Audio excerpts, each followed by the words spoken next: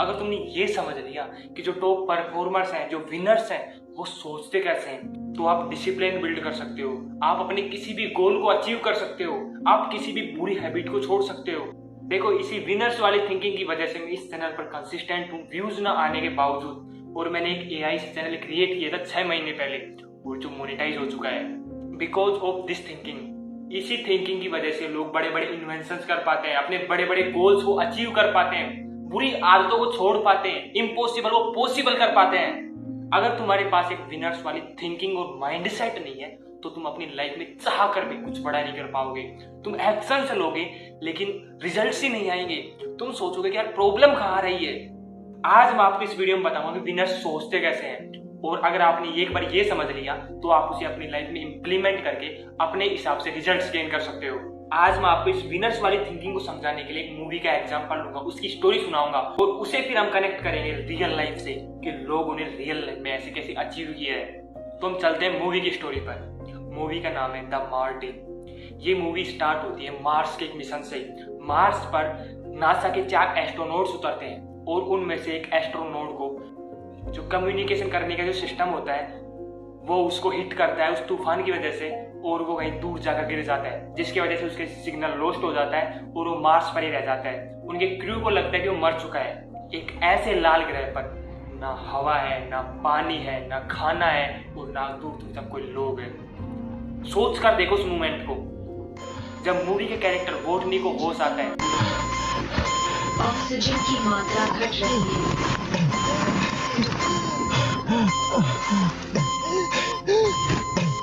तो कैसे तैसे करके अपने आप को ठीक करता है, उस घाव को सही करता है।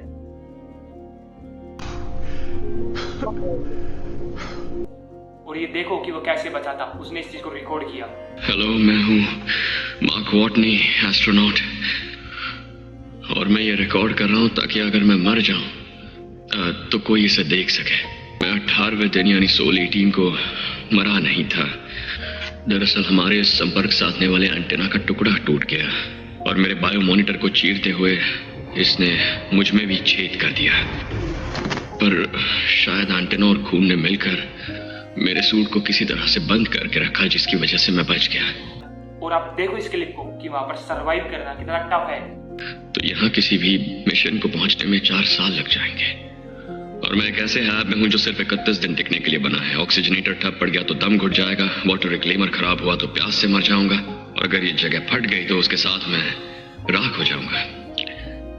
और अगर किसी चमत्कार से ये सब नहीं हुआ तो आखिर में मैं भूख से मर जाऊंगा। और इन चीजों को सोच सोचकर वोटनी का दिमाग खराब हो गया। उसको लगने लग गया कि मेरा बचना नामुमकिन है। लेकिन उसने सोचा कि जब मैं मरने वाला ही हूं तो क्यों ना एक बार ट्राई किया जाए, एक बार कोशिश की जाए। तो उसने जो चीजें बची हुई थी उनसे ही अपने आप को सरवाइव करने की सोची। वहां पर खेती करी, चीजों को कैलकुलेट किया, कितनी चीजें बची हुई हैं, उनसे मैं कैसे जी सकता हूँ। केमिकल्स का यूज करके पानी बनाया, जैसे तैसे करके उसने रहने का एक सिस्टम बनाया। और यही वो मोमेंट होता है जहां से एक असली इंसान की पहचान होती है। आप किसी भी बुरी से बुरी हालत में वहां पर लौट जाते हो, वहां पर गिर जाते हो, यहाँ पर, या फिर वहां से खड़े होकर आप फाइट बैक करने का डिसीजन लेते हो। देखो मूवी में क्या हुआ क्या नहीं हुआ उसको छोड़ देते हैं, वो मूवी आप खुद जाकर देख सकते हो ऑनलाइन। अब तुम चीजों को देखो, इतनी बड़ी प्रॉब्लम आ चुकी है, उसके बावजूद उस इंसान ने सोचा कि मैं फाइट बैक करूंगा। This is the main thing. आपकी लाइफ में आपको कोई रास्ता तक नजर नहीं आ रहा होगा, आपको लग रहा होगा कि यार जिंदगी बदलना नामुमकिन है, पॉसिबल ही नहीं है। आपका दिमाग आपके सामने प्रूफ रख दे, आपका दिमाग आपके सामने प्रूफ रख देगा।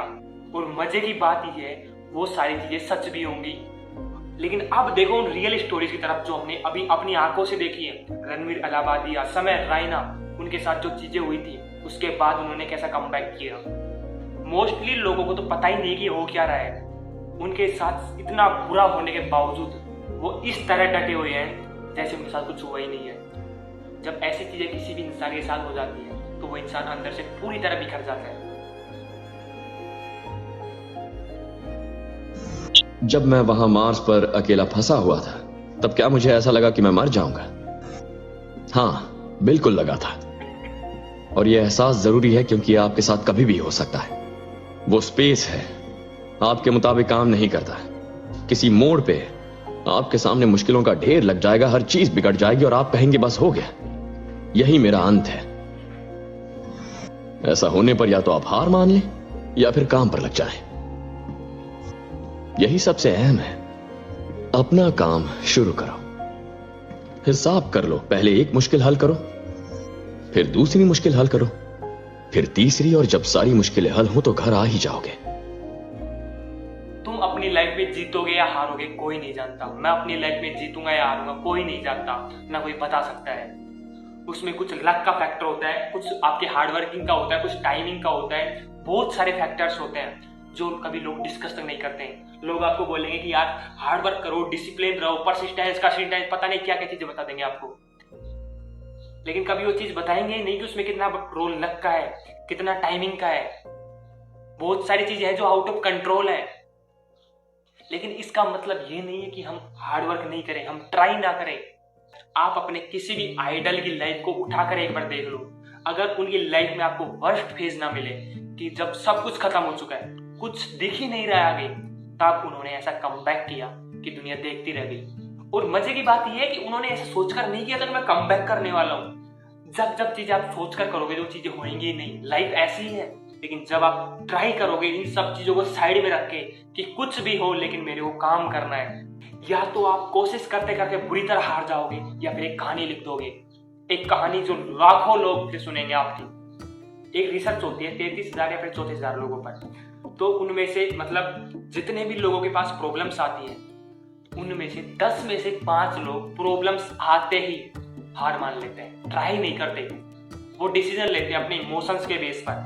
लेकिन जो 2-3 लोग होते हैं वो एक्चुअल में बैठकर प्रॉब्लम को एनालाइज करते हैं कि यार प्रॉब्लम कहाँ है, उसका सॉल्यूशन ढूंढते हैं, उसको इम्प्लीमेंट करते हैं, तब आगे बढ़ते हैं। सिर्फ कुछ लोग। और ये रूल लाइफ के हर फील्ड में अप्लाई होता है। मतलब तुम समझ पाओ, वो कुछ लोग होते हैं ना, उन्हीं का माइंड सेट होता है वो विनर माइंड सेट। जाने या अनजाने उन्होंने अपना माइंड सेट, अपनी थॉट प्रोसेस ऐसी बना ली होती है जिस वजह से वो उस वर्स्ट फेज में सर्वाइव कर पाते हैं। आई होप आपको वीडियो से कुछ वैल्यू मिली होगी। And yeah I will see you in the next video. Till then bye.